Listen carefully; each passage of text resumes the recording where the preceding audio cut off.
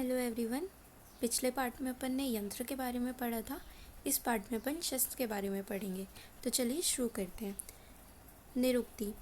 शस्त्रम ही शरीरम हिंसकम इति, अर्थात जिसके कारण शरीर पर हिंसा की जाए या शरीर को कष्ट या पीड़ा दी जाए उसे शस्त्र कहेंगे। शस्त्र हमेशा धार युक्त होते हैं, यानी कि ये शार्प इंस्ट्रूमेंट होते हैं। और पहले पढ़ा था कि यंत्र ब्लंट होते हैं, ये इनमें डिफरेंस है। संख्या देख लेते हैं। आचार्य सुश्रुत अनुसार है 20, टोटल 20 शस्त्र बताए गए हैं और आचार्य वाग्भट अनुसार 26 बताए गए हैं। आचार्य सुश्रुत अनुसार ये 20 हैं। अब इनको याद करना है। याद करने के लिए जिसको नॉर्मली याद हो जाए वो कर सकते हैं, नहीं तो फिर ट्रिक से कर सकते हैं। ट्रिक में आपको ये इमेजिन करना है कि जैसे मंडल होता है, मंडल गैलेक्सी, वो क्या कर रहा है, वृद्धि कर रहा है, एकदम से वो बढ़ने लग गया। तो अब बहुत ज़्यादा उत्पात मच गया है, मतलब सब ऐसे सारी चीज़ें उल्टी उल्टी होने लग गई हैं। तो क्या है, मंडल कर वृद्धि, और क्या हो रहा है साथ में, नख दंत मुंह में करे उत्पात, नख दंत मुंह में करे उत्पात। ठीक है। और एक आंटी है कुसु आंटी, कुसु आंटी के आधे शरीर में, कुसु आंटी के अर्ध शरीर के अंदर भी आ रहा है कुर्च कुठारिका। जैसे ये ऐसे पूरा गैलेक्सी घूम रहा है तो ऐसे स्टोन्स की बारिश हो रही है ना, तो वैसे ही कुर्च कुठारिका विथ एशनी भी आ रहा है उनके शरीर के अंदर, आधे शरीर के अंदर। तो एक सिनेरियो इमेजिन कर सकते हैं कि ऐसा हो रहा है। तो इससे क्या याद करेंगे, जैसे मंडल कर वृद्धि, तो मंडल से हो जाएगा मंडल आग्रे, कर से हो जाएगा कर पत्र, वृद्धि से हो जाएगा वृद्धि पत्र। फिर क्या हो रहा है, नख दंत और मुंह, नख से हो जाएगा नख शस्त्र, दंत से हो जाएगा दंत शंकु, मुंह से हो जाएगा मुद्रिका। ये क्या कर रहे हैं, मुंह में करे उत्पात, उत्पात कर रहे हैं। उत्पात से हो जाएगा उत्पल, उत्पल पत्रक। उसके बाद है कुसु आंटी, कुसु आंटी है तो उनके कु से हो जाएगा कुश पत्र, सु से हो जाएगा सूची, आंटी से हो जाएगा आटीमुखी। के अर्ध शरीर, अर्ध से हो जाएगा अर्धधार और शरीर से हो जाएगा शरारी मुख। के अंदर से हो जाएगा अंतर्मुखी, भी अंदर भी आरा, भी से हो जाएगा ब्रीहमुखी। आरा से आरा हो जाएगा, क्या आ रहा है, तीन चीज़ें आ रही हैं, त्रिकूर्च आ रहा है, कुठारिका आ रही है, विथ एशनी आ रही है। ये डायरेक्ट नेम से हो जाएंगे, त्रिकूर्च, त्रिकूर्चक, कुठारिका, विथ से हो जाएगा वेतस पत्रक, एशनी। तो ये अपनी ट्रिक हो गई है। मंडल कर वृद्धि, नख दंत मुंह में करे उत्पात, कुसु आंटी के अर्ध शरीर के अंदर भी आ रहा त्रिकुच कुटारिका विथ एशनी। तो अपने 20 नाम इससे याद हो जाएंगे। आचार्य वाग्भट ने एक्स्ट्रा 6 नाम और ऐड करे। इसके बाद अपन एक एक के बारे में पढ़ लेते हैं। सबसे पहले इन्होंने बताया कि शस्त्र के 2 भाग होते हैं, एक होता है वृंत और एक होता है फल। वृंत यानी कि हैंडल, जिससे जहाँ से अपन पकड़ते हैं उसको, और फल यानी कि ब्लेड, जिससे वो तीक्ष्ण धार वाला होता है, जिससे भी वो काम करता है। तो वृंत और फल इसके 2 भाग होते हैं। अब इसको एक एक को डिस्कस कर लेते हैं। पहला है मंडलाग्र। मंडलाग्र नाम से पता चल रहा है कि अग्रभाग कैसा है, मंडल के शेप का है, अर्थात वृत्ताकार है। इसके 2 भेद होते हैं, एक होता है वृत्त यानी कि कॉन्वेक्स और एक होता है शुर यानी कि कॉनकेव। इसका कार्य क्या होता है, छेदन और लेखन का कार्य होता है। इसको अपन रिलेट कर सकते हैं मॉडर्न में सर्कुलर नाइफ से। देन नेक्स्ट होता है अपना करपत्र। करपत्र, इसमें क्या होता है, हाथ पर उंगलियां लगी हों ऐसा लगता है, जिसमें और इसके फल में तेज कांटे लगे होते हैं। करपत्र, इसका काम क्या होता है, छेदन एवं लेखन का काम होता है। इसका अस्थि छेदनार्थ एवं लेखन का कार्य होता है करपत्र का। इसको अपन कोरिलेट कर सकते हैं बोन सॉ से। देन आता है वृद्धि पत्र। वृद्धि पत्र, वृद्धि क्या है, वृद्धि एक औषधि है जो अष्टवर्ग में यूज़ होती है। तो उसके जो ऐसे पत्ते होते हैं वैसा ये लगता है, वृद्धि के पत्र के समान है, इसलिए इसको वृद्धि पत्र कहा गया है। इसका काम भी छेदन और भेदन है। इसको मॉडर्न में अपन स्कैल्पेल से कोरिलेट कर सकते हैं। इसके बाद आता है नखशस्त्र। नखशस्त्र यानी कि उंगलियों के नाखून को काटने के लिए इसको अपन नेल कटर से रिलेट कर सकते हैं। नख छेदन का यूज़ है, जैसे कभी कभी चिकित्सक के नेल्स अगर बड़े हैं, कोई ऐसे टाइम पे हो जब उसके कटे नहीं हो, तो नक्षत्र से उसको काट सकते हैं। उसके बाद आता है मुद्रिका शस्त्र। मुद्रिका शस्त्र, मुद्रिका मतलब ही होता है रिंग, तो रिंग के अगर इसका शेप होता है तो उसको मुद्रिका शस्त्र कहते हैं। इसका काम क्या होता है, क्योंकि उंगली पे पहन के अगर अपन कुछ चला रहे हैं तो अपन इसका काम कहाँ कर सकते हैं, गले तथा अन्य स्रोतों में शस्त्र का अगर करना है तो उंगली में पहनो उसको और वो बढ़िया काट देगा, तो सारा छेदन भेदन वहाँ का हो जाएगा। इसको अपन कोरिलेट कर सकते हैं फिंगर नाइफ से या फिर रिंग नाइफ से। नेक्स्ट आता है अपना उत्पल पत्रक। उत्पल, उत्पल मतलब होता है कमल, लोटस, तो कमल के पुष्प के समान इसकी शेप है, इसलिए इसको कमल उत्पल पत्रक कहते हैं। इसका कार्य भी है छेदन भेदन, और इसको मॉडर्न में कोरिलेट करते हैं लैंसेट से। नेक्स्ट है अपना अर्धधार शस्त्र। अर्धधार नाम से पता चल रहा है, अर्ध मतलब आदि और धार, यानी कि इसमें इसके फल में आधी धार तीक्ष्ण होती है और शेष भाग दाग रहित होती है। इसका कार्य भी है छेदन और भेदन। इसको अपन कोरिलेट कर सकते हैं सिंगल एज नाइफ से। उसके बाद आती है अपनी सूची। सूची यानी सुई, निडल। ये इसका कार्य होता है सीवन कर्म, सीवन कर्म होता है, और मॉडर्न में उसको अपन सूचर से कोरिलेट कर सकते हैं, निडल से। देन आता है आटीमुख। आटीमुख, आटी क्या होता है, आटी एक जलवर्धिनी नामक पक्षी होता है, तो उसकी चोंच जैसी इसके शेप होता है, इसलिए इसको अपन आटीमुख कहते हैं। और चोंच है तो चोंच कहीं पे भी घुसेड़ो वहाँ से बहने लग जाएगा, इसलिए इसका यूज़ किया जाता है रक्त विस्त्रावण में।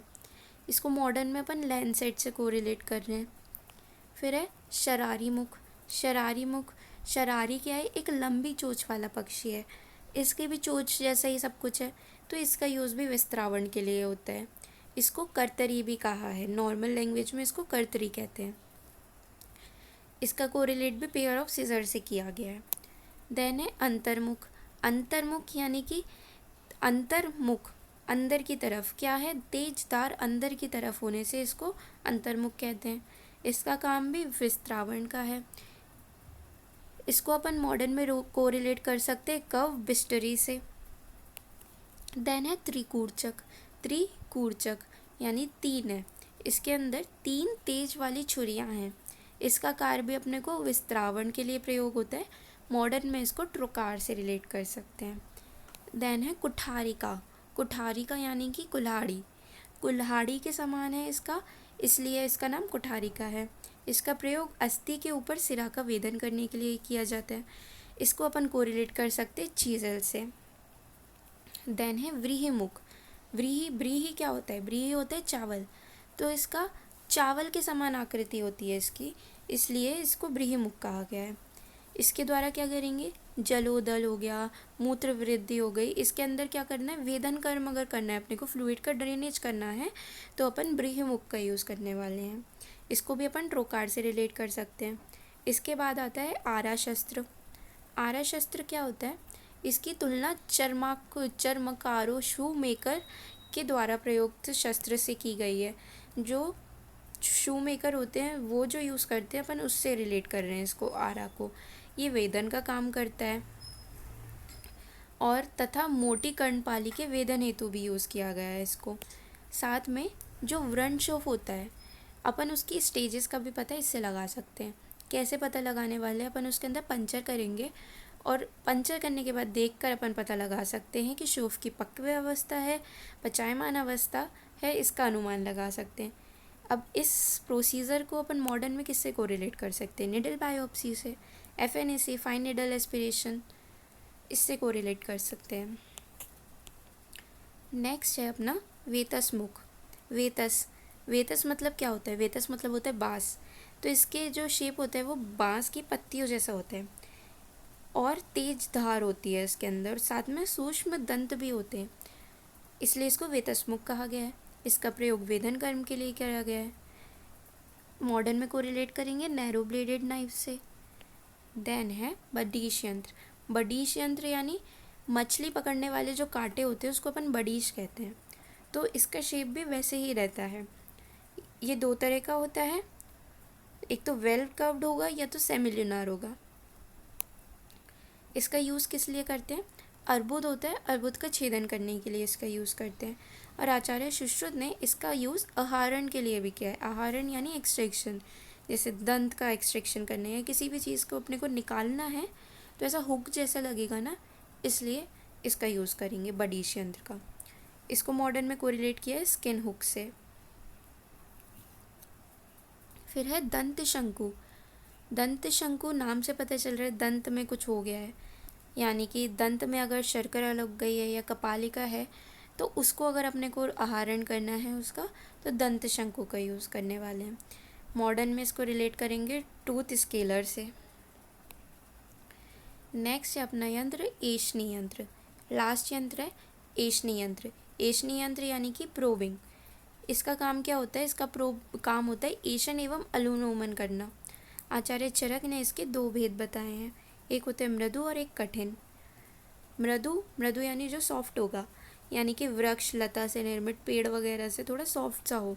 और एक होता है कठिन, कठिन किसी धातुओं से बना होगा, लोह आदि से निर्मित।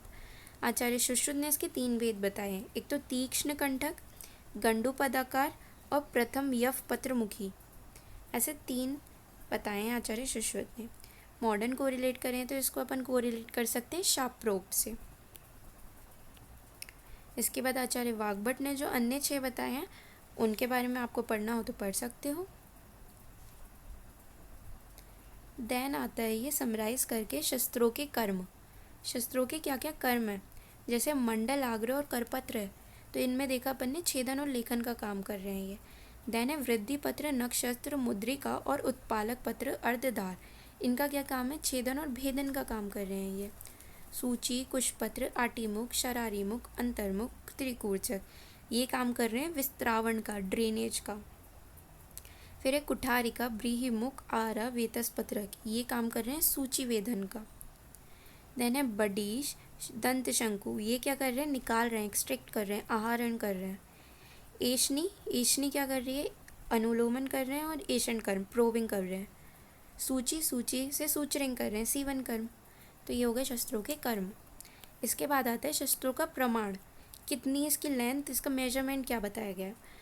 तो याद रखना, नखशस्त्र और एशनी कितना बोला है? 8 अंगुल बोले। नखशस्त्र और एशनी 8 अंगुल। उसके बाद है मुद्रिका। मुद्रिका ऐसे याद रखना, मुद्रिका कहाँ? मुद्रिका मतलब रिंग कहाँ पहननी है अपने को? तर्जनी उंगली के अग्र पर्व तक पहननी है, यानी कि तर्जनी अग्र पर्व तक पहननी है। फिर है शरारी मुख। शरारी क्या था? शरारी एक चिड़िया थी जिसकी चोंच जैसा था अपना, तो उसकी चोंच बहुत ही लंबी है, सबसे बड़ा 10 अंगुल, यही है शरारी मुख। फिर है शेष, बाकी जितने भी रह जाते हैं वो कितने अंगुल बताए हैं? 6 अंगुल। तो ये शस्त्रों का प्रमाण है। इसके बाद आता है शस्त्रों के गुण। शस्त्रों के भी 6 ही गुण होते हैं। तानि सुग्रहाणि, सुलोहानि, सुधारणानि, सुरूपाणि, सुसंहितानि, मुखानि ग्रहाणि, अकार अलानी चेती शस्त्रम संपता, यानी कि सुग्रहाणी वो गुड होल्ड, उसको अच्छे से पकड़ पाए इंसान। सुलोहानी यानी कि वो सही मटेरियल से बना होना चाहिए। सुधारणानी यानी कि उसकी जो एज है वो शार्प होनी चाहिए, उसकी जो धार है वो सही होनी चाहिए। फिर है सुरूपाणी यानी कि वो दिखने में अच्छा होना चाहिए। फिर है सुसंहिता मुखानी ग्रहाणी, यानी कि शस्त्र का जो अग्र तेज धार वाला भाग है उसकी आकृति भी उत्तम होनी चाहिए। और फिर है अक्रालानी, यानी कि वो भयंकर नहीं दिखना चाहिए, सही अच्छा दिखना चाहिए, स्मूथ कटिंग एजेस होनी चाहिए वो। फिर आता है शस्त्रों के दोष। शस्त्रों के दोष आज 8 तरह के बताए गए हैं। शस्त्रों के 8 दोष बताए गए हैं, जिसमें तो 4 हैं वाले हैं, अति वाले हैं। तो वो पहले देख लेते हैं। अति स्थूल, अति तुच्छ, अति दीर्घ, अति ह्रस, ये 4 एक साथ याद हो जाएंगे। इसके बाद आते हैं 2 ख वाले, खरधार और खंड, और फिर 2 अलग हैं, कुंठ और वक्र।